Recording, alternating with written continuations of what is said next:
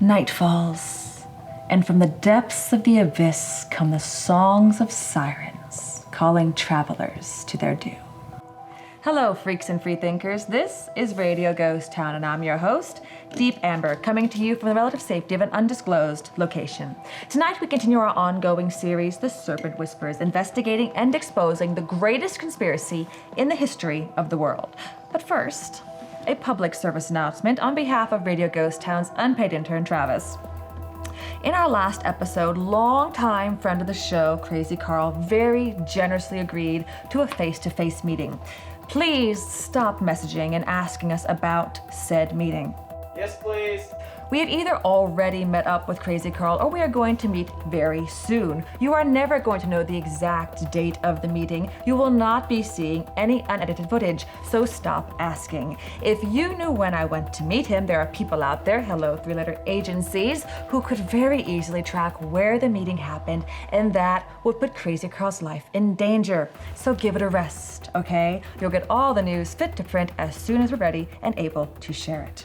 Now, with the new year comes new topics for our investigation, so let's take some calls to help us decide what to focus on next. This is Deep Amber, and you're live on Radio Ghost Town. What can I call you? Howdy, Deep Amber. This is Tex. Did you see that crazy statue over there in New York City? I assume you're referring to that monstrosity on top of the New York Appellate Division Courthouse? That's the one. I'm glad you asked. If you haven't seen it yet, freaks and freethinkers, it's gold. It has massive ram's horns, tentacles in place of arms and feet, and the body of a woman, assuming the artist knows what a woman is. And it's wearing Supreme Court Justice and baby-murdering fiend Ruth Bader Ginsburg's lace collar, because at this point, why not? We'll just ignore the fact they're pretending it's a metaphor and not a specific person or entity. That's just silly. Of course it's real, it's an idol, and it's not RBG, but it is a modern incarnation of the ancient demon she so faithfully served.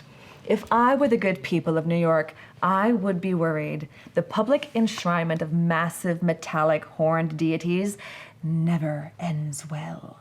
Fun fact, the title given it is Hava, an alternate spelling of Chava, the Hebrew name for Eve, which links directly to Kabbalah and their Gnostic tree of life. In this occult fantasy, the serpent, of course, is the hero of the tale, and the tree of life has two sides, a light and a dark. Both will get you to godhood, but the dark side will get you there a little faster, nudge, nudge, wink, wink. And Chava is, of course, the one who started us on our ascent by taking the serpent's offering.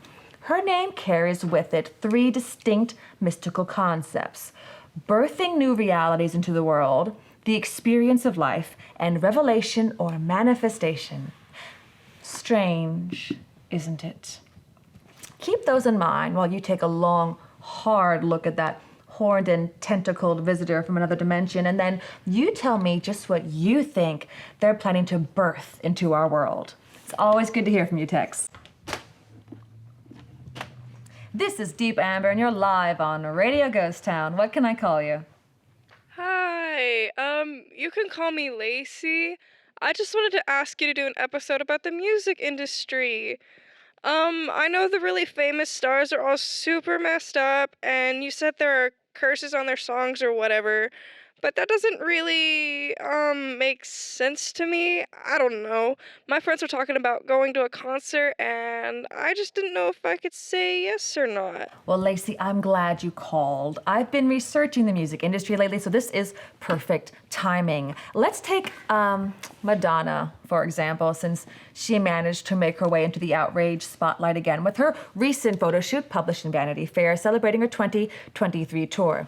If there's one thing the mother of all pop music harlots does better than uncomfortable sexual content, it's blaspheme. So naturally in the photos, she's dressed as a Luciferian parody of Jesus at a quasi-Last Supper with half-naked androgynous persons crawling all over the table looking drugged out of their gourds. This is nothing new. She has performed more than once while hanging on a cross, and she's not the only one. Profaning Christian imagery and blaspheming the sacrificial act of perfect love, which single-handedly rescued us from the power of death and hell, is evidently open season for the music industry as a whole. One expects this sort of thing from metal bands, the likes of Marilyn Manson, and perhaps it's not entirely surprising in the rap and hip hop scene, but just off the top of my head, Lady Gaga, Miley Cyrus, and Demi Lovato have all taken a stab at it as well. Strange, isn't it?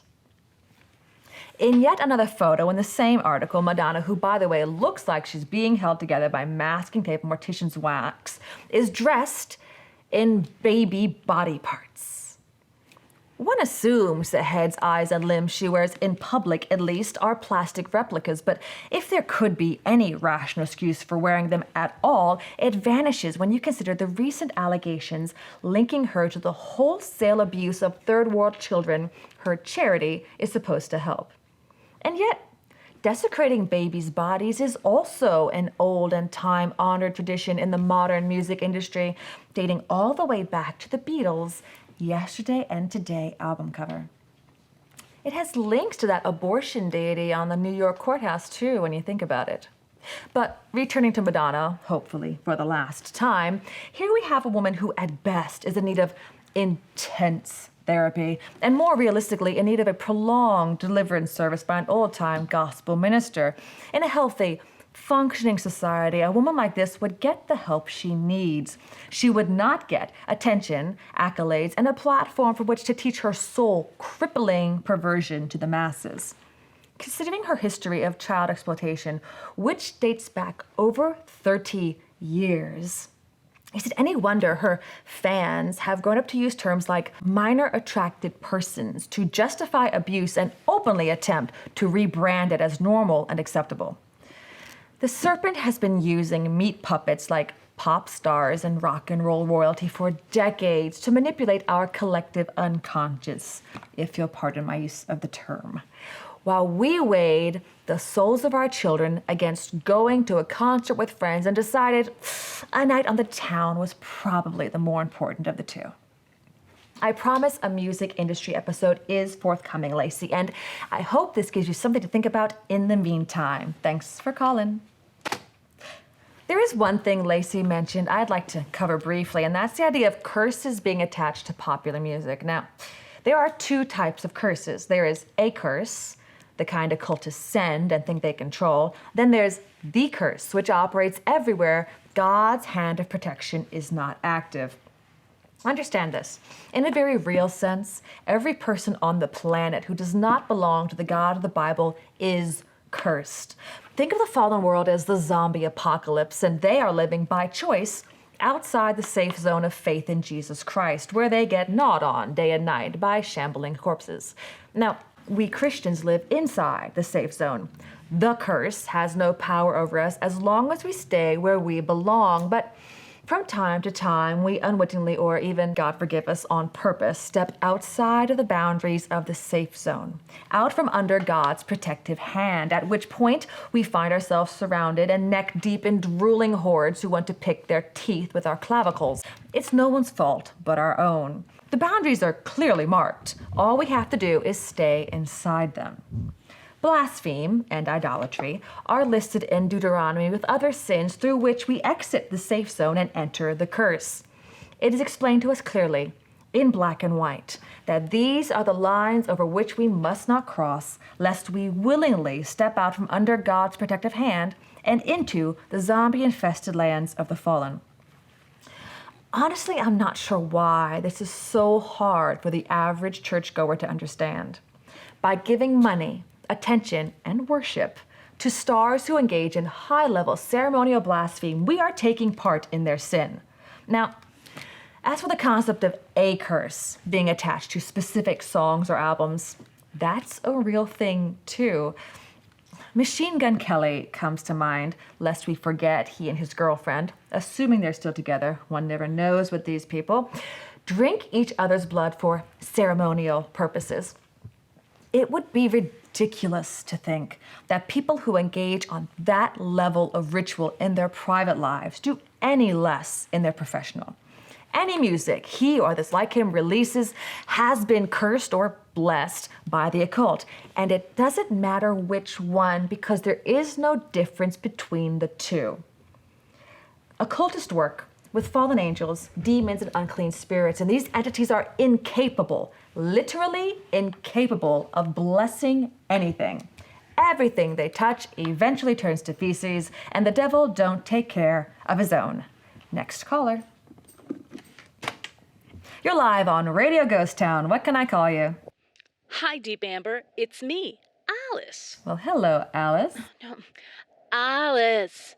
Well, I was wondering if you saw the new Avatar movie. It's just so full of godly elements, like family and the need to respect and value God's creation. I think it's something we can both agree on. No. What? No? No, but it was clever the way you worked God in there, Alice, even though you know that both of us hold mutually exclusive definitions of the word.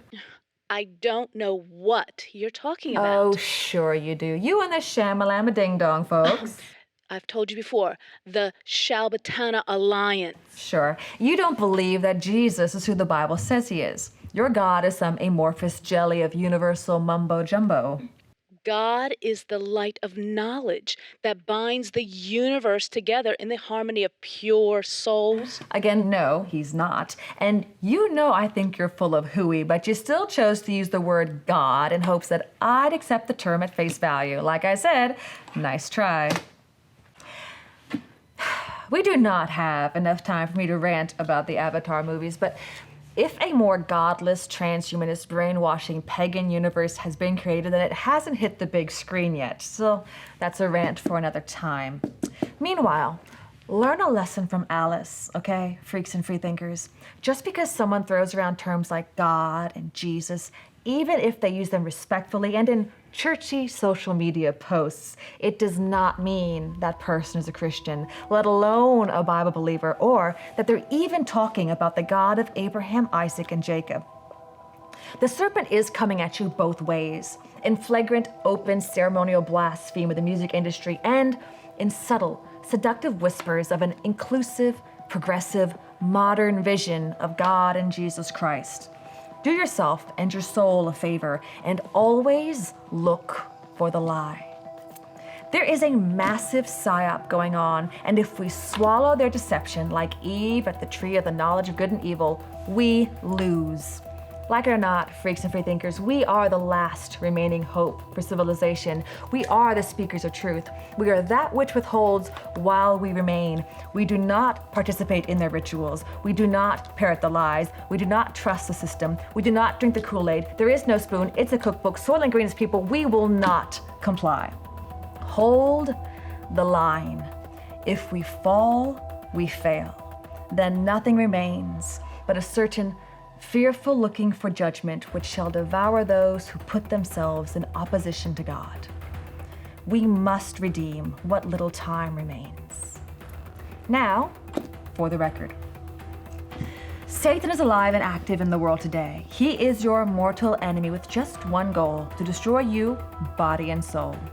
But the good news is, we have a champion. His name is Jesus. Jesus is the only way to God, and the Bible is our only source for absolute truth. Together, they're our only hope for salvation. I'm Deep Amber, and this is Radio Ghost Town.